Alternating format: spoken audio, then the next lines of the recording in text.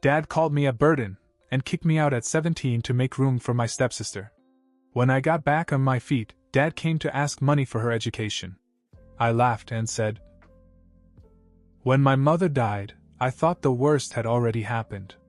I was 17, barely holding myself together, and drowning in grief.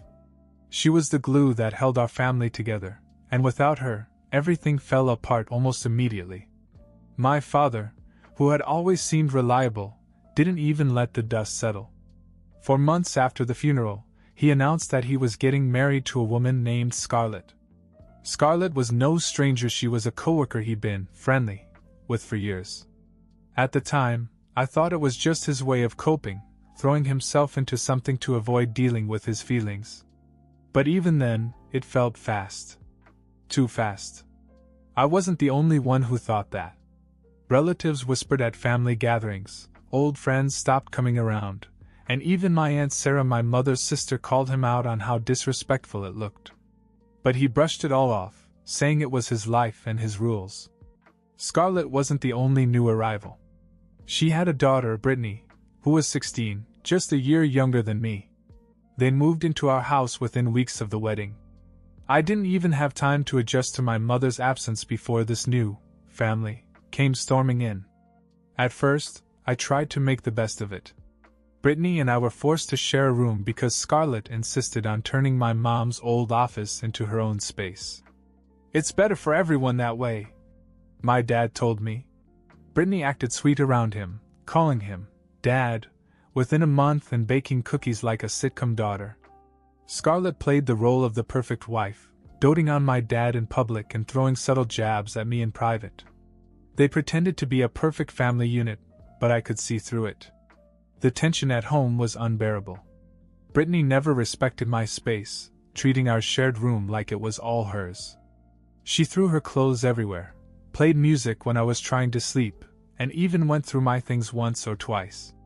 Scarlett was no better.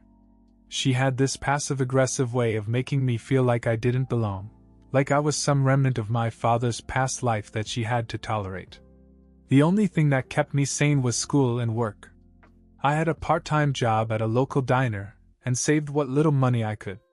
But even that didn't prepare me for what my dad dropped on me one night. It was just the two of us at home. Scarlett and Brittany had gone shopping. My dad called me into the living room, which immediately made me nervous. He rarely wanted to talk anymore, unless it was to lecture me about something. But this time he seemed nervous, avoiding eye contact as he began. "Look, there are 4 of us here now," he said. "I know it's hard for you to share a room with Brittany, so I was thinking." He paused, as if waiting for me to fill in the blanks. When I didn't, he continued. "You're going to be 18 soon, and it's time for you to start living like a man. Get a job, support yourself, and move out." I just stared at him. At first I thought he was joking. But he wasn't. He even suggested that I could leave the very next day.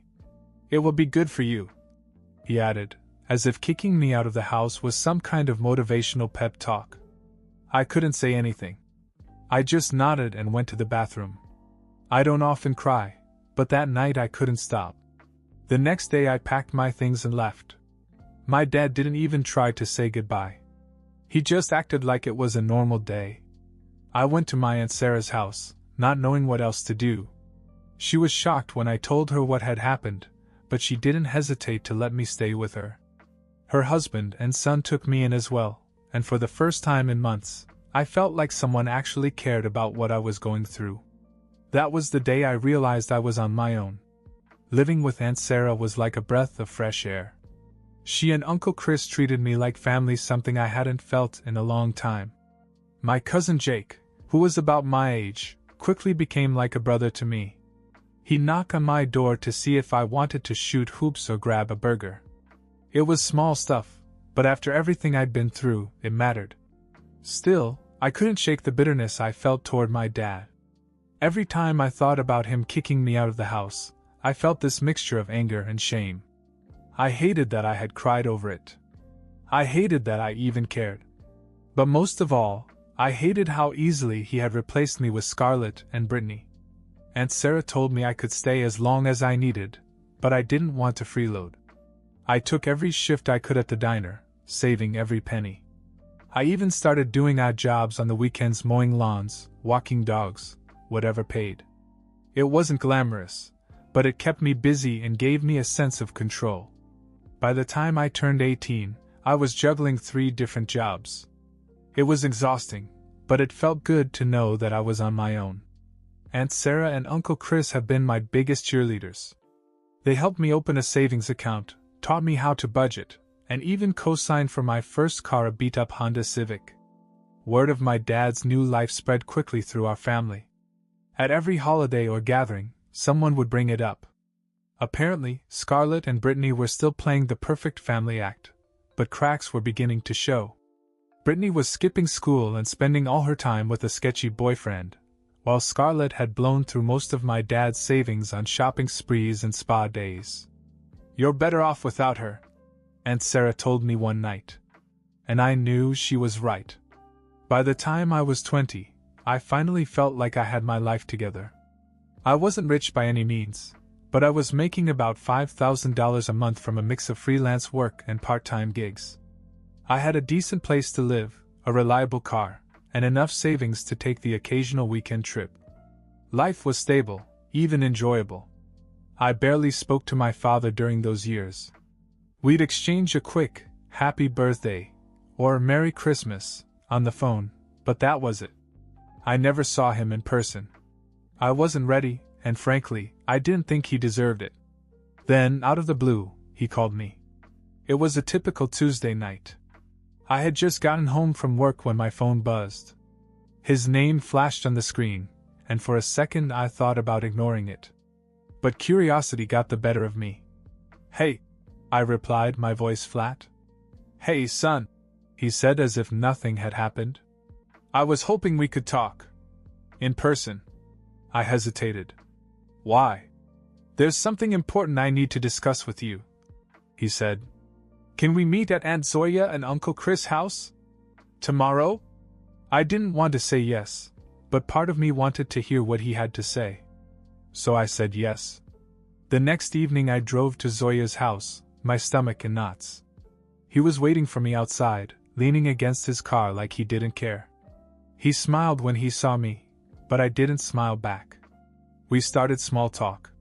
He asked how I was, what I'd been up to, how work was going.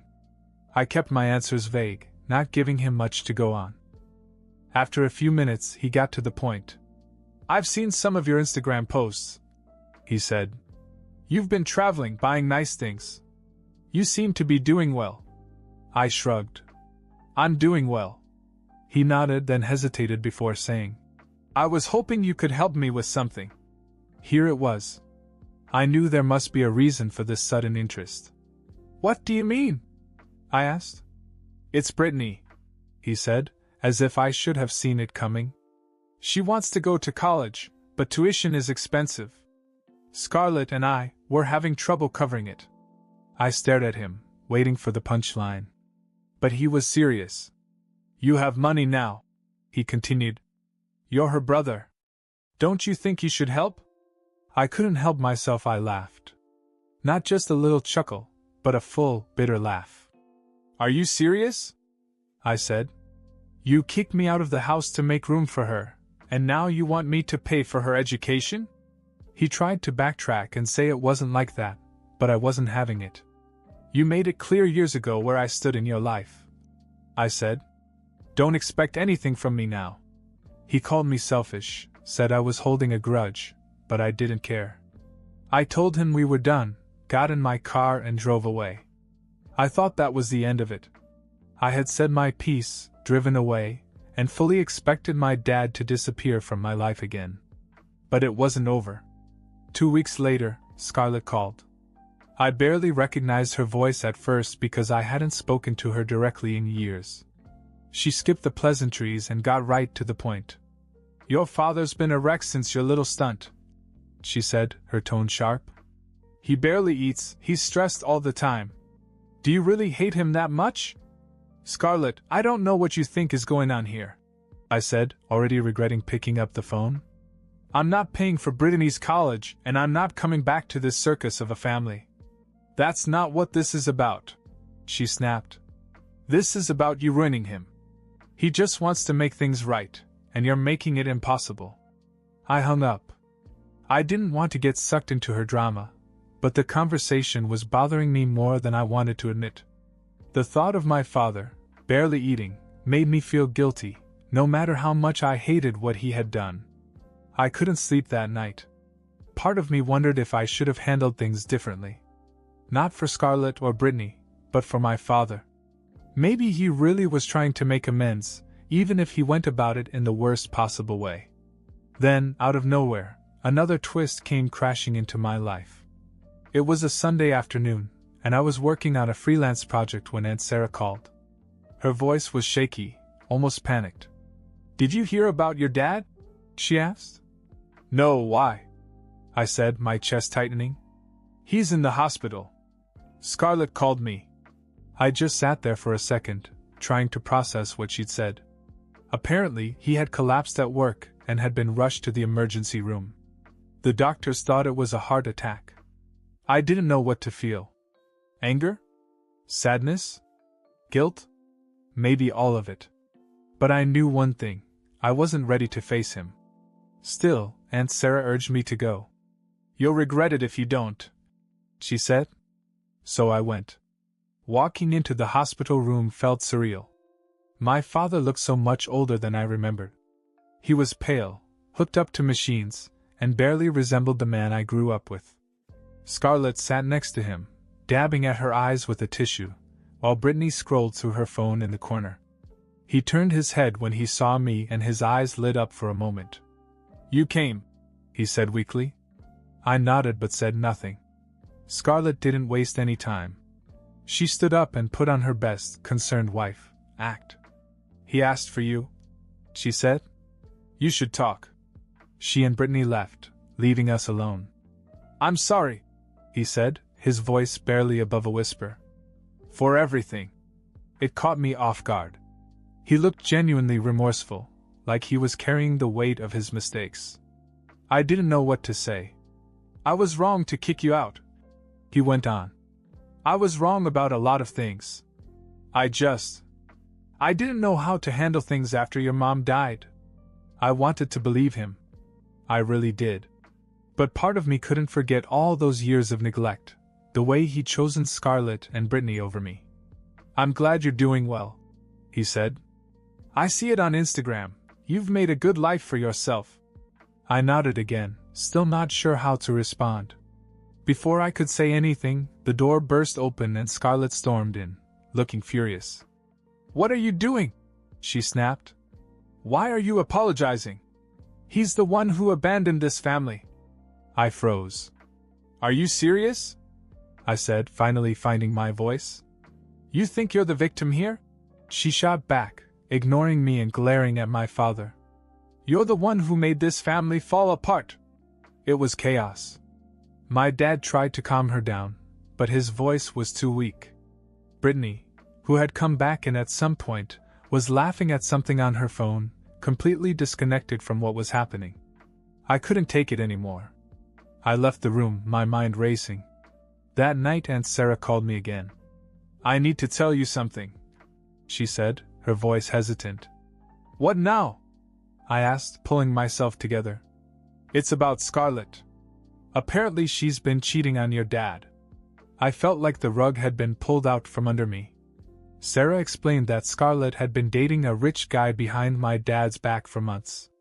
She had only stuck around because she thought my dad could still provide for Brittany. But now that his health was failing and his finances were drying up, she was planning to leave him. "She's leaving tomorrow," Sarah said. "She already told Brittany." I didn't know whether to feel angry or vindicated. This woman had destroyed my family, and now she was going to walk away like none of it mattered. The next day it happened. Scarlett packed her things, took Brittany, and left my father alone. For the first time in years, he called me, not to ask for money or help, but just to talk. "I don't know what to do," he admitted. I didn't have an answer for him. After Scarlett left, my dad hit rock bottom. Aunt Sarah told me that he texted her almost every day, apologizing for everything he'd done. I didn't respond. I couldn't. I needed time to process everything: the hospital visit, Scarlett's betrayal, and his sudden change in attitude. To my surprise, my father began to recover. His health improved faster than anyone expected. When he was discharged, he looked stronger, though the weight of everything that had happened was still etched on his face. I didn't visit him after he came home, but I kept hearing updates from Aunt Sarah. Apparently, Scarlett's boyfriend, that rich guy she'd been seeing behind my dad's back, had been coming to their house almost every day while my dad was in the hospital. He hadn't even tried to hide it. Scarlett and Brittany were parading the guy right in front of my dad, and the neighbors had started talking. I wasn't sure whether to feel sorry for my dad or be satisfied that he was finally getting a taste of the chaos he'd brought into my life. Either way, he was alone now, and it seemed that he was finally realizing the consequences of his actions. One night I got a call from him. For once, he didn't sound angry or defensive. His voice was calm, almost hesitant. "I know I don't deserve this," he began. "But can you come over? I just want to talk. No drama, no demands. Just talk." I wasn't sure why, but I said yes. When I walked into the house, it was like walking into a ghost town. The place was eerily quiet, stripped of Scarlett's gaudy decorations and Brittany's endless clutter. My father was sitting at the kitchen table, staring at a cup of coffee as if it held all the answers. He looked up as I walked in, and for the first time in years, I saw the dad I used to know, the one from before everything fell apart. "I screwed up," he said without any preamble. "I let you down. I let everybody down." I didn't say anything, just pulled out a chair and sat across from him. "I thought I was doing the right thing back then," he went on. "I thought starting over with Scarlett would make me happy, but it just tore us apart. And I see that now. I see how much I hurt you." He didn't cry, but his voice broke as he spoke. "I never should have thrown you out. I never should have put her in front of you. I'm so sorry." For the first time, it felt like he really meant it. Not just words to smooth things over, not an apology to manipulate me into doing what he wanted. He looked genuinely sorry, like he'd been carrying the weight of his mistakes and was finally ready to admit them. "I know I can't make up for the past," he said, "but I want to try. If you'll let me." I sat there for a long time, staring at the man who had once been my hero, the man who had also caused me so much pain. I didn't know if I could forgive him, not yet. But part of me wanted to believe that people could change. "I appreciate the apology," I finally said. "But I'm not ready to go back. I've built a life with Aunt Sarah, and I'm happy there." He nodded, his shoulders slumping slightly, but he didn't argue. "I understand," he said. "Just don't shut me out completely. Please." I promised I wouldn't, and I meant it. But I also knew I had to keep my distance, at least for now. As I left the house, I felt a strange mix of emotions: relief, sadness, and maybe even a glimmer of hope. My dad wasn't perfect. He never would be. But for the first time in years, it felt like he was really trying. 6 months passed, and things began to change, not dramatically, but enough to feel different. My weekly visits with my father became routine. At first, they were awkward. The conversation stayed on the surface: work, the weather, how the neighbors were doing. But over time, we began to connect again, little by little. He seemed different, calmer, almost humbled. The house felt different too. It was like a piece of my mom had been brought back: her old photos on the walls, the little figurines she used to collect neatly lined up on a shelf. My dad even mentioned how he'd started taking care of her old garden in the backyard. One day he surprised me.